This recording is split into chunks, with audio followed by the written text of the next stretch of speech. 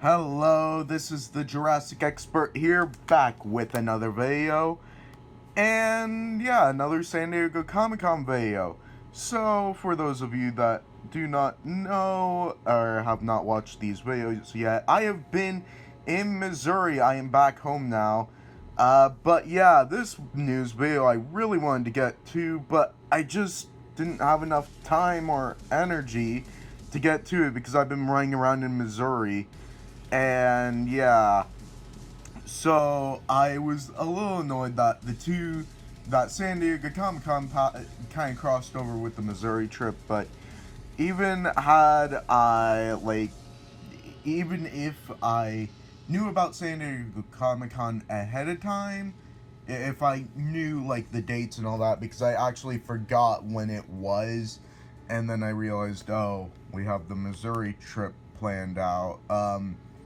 Even if I knew that information, even if I remembered that information ahead of time, I still wouldn't have been able to change anything. It was kind of an unchangeable thing. So I tried to do videos that I could. I tried filming this video, but it didn't turn out so well. So yeah, I'm just going to retry it. So let's go over a couple of the new news that was released at that time. So, first of all, we get new images of the the battle damaged Spinosaurus in its packaging, and we get a nice video via Collect Jurassic, I think, of the action feature there, which is like the inside spinning round, and somebody was pointing out that when I was confused about the action feature the first time, that it could be like the system of the circulation system or something like that. I forget exactly what they said, but yeah. The other thing with the new news that I have not heard anybody really mention is the fact that this Velociraptor might actually be a new battle damaged Velociraptor. Now, it could also be just the brown and yellow Velociraptor that we got last year, and it could be just a repack, but they felt the need to throw it up there with the rest of the Dino Rivals because it's a repack. Or it could be a new battle damaged Velociraptor. I am pretty sure it's either going to be a new Raptor or a repack of the brown Raptor, which would have been a bit odd, but not a whole lot of people were able to find that, so this would be a good way for them to distribute more of it. But yeah, so I'm crossing my fingers that maybe this is a new Raptor. I can't tell if that's like a black or a brown, really. It looks like it might be a brown patterning, so it might be the brown and yellow Raptor, or the candy Raptor, as I like to call it. So moving on, we get new images of the battle damaged Baryonyx in its packaging. So it looks like this pack will come with, of course, the battle damaged Baryonyx, a Dimorphodon, two Compsognathus, a Owen, and a motorcycle skull. We'll get a motorcycle for the first time in the Mattel line for Jurassic World, and we'll get like a helmet. What else can I see here? It might come with like a tranquilizer from the looks of it. The image I'm looking at is pretty small. You all probably will be able to see a lot better than I will. The little device that the Claire with the raincoat has, the Dino Trainer Owen armor, and yeah, that seems to be about it for this pack. That's still a lot of stuff that's been just kind of jam-packed. So yeah, I like that they decided to do that. So, at the Mattel booth, when they were going over some news and all that, they revealed that the Brachiosaurus will, in fact, come to Target in the US, which I let out a huge sigh of relief, just because I really thought that for a moment, Mattel was just going to let Target throw it out the window, even though they like hyped up for this thing for over a year now. For a year, yeah, now, yeah, it would be a year now. They've been hyping up for the Brachiosaurus, which would have been a real shame, but it does sound like they are going to try with all their power to bring the Brachiosaurus to the United States, and it sounds like it will be coming out soon. So I'm guessing, like what all the release dates say, it will come out probably in August. So yeah, you guys can definitely expect me to go out, do toy hunts and all that during that time, because a lot of cool stuff is going to come out. So moving on, Mattel revealed that their 2020 line will be called the Primal Attack line. So yeah, that's interesting name. And even just the logo looks interesting. So yeah, and through this, we found out that we will be getting a new Carnotaurus with a new function, kind of reminding me of the Thrash and Throw T-Rex or the Grab and Growl Indoraptor in a way.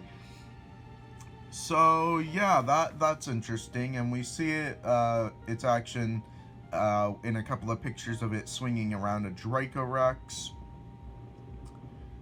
So then the big news from Mattel was that they announced that in the 2020 line, they will be releasing 17 new species. And in my book, more new species is always a good thing. I really love it when they diversify a lot of the dinosaur species.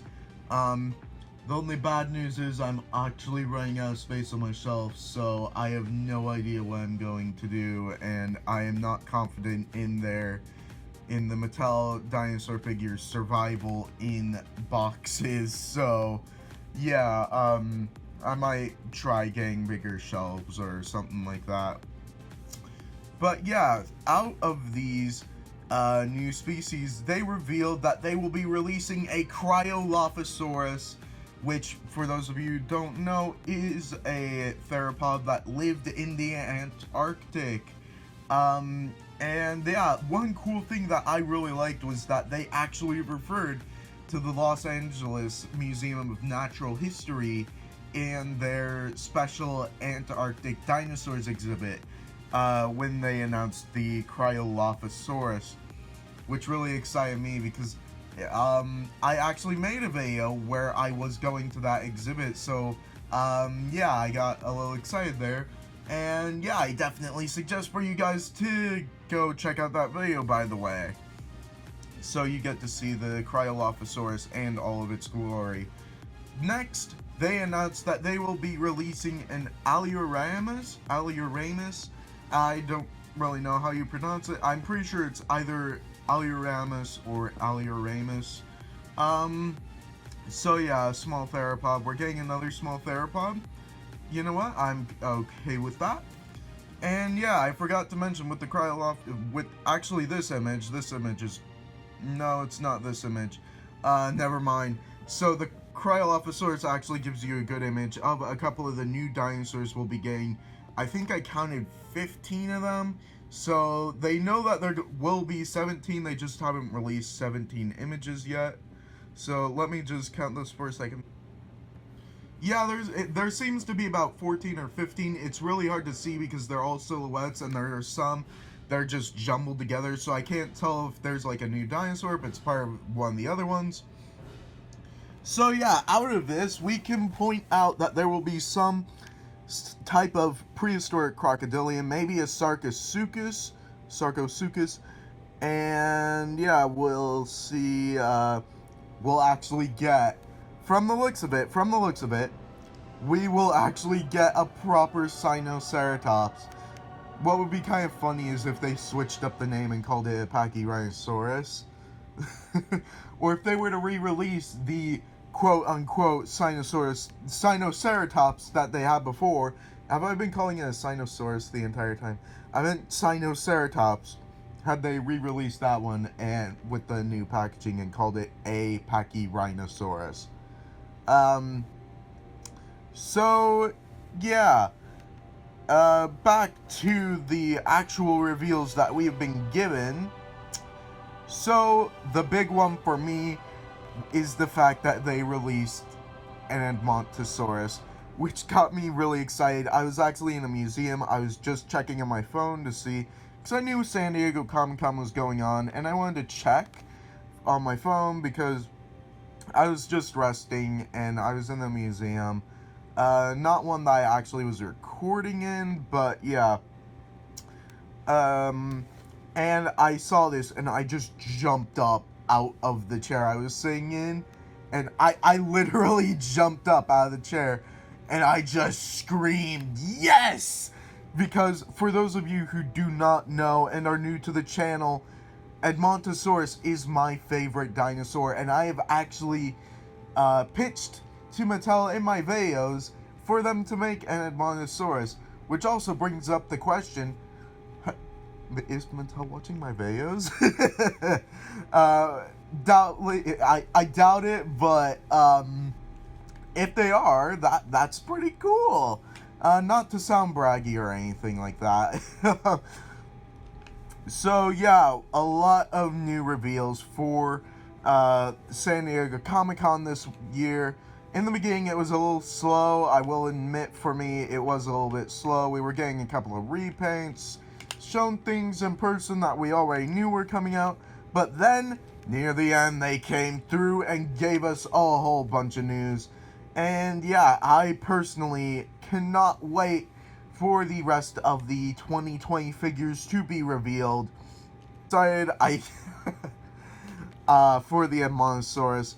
One thing, Mattel, one thing, if you are watching my videos, Mattel, I want you to know one thing. Do not put a crest on the Edmontosaurus. I have seen many Edmontosaurus skulls in person, and every single time, never once have I seen a crest.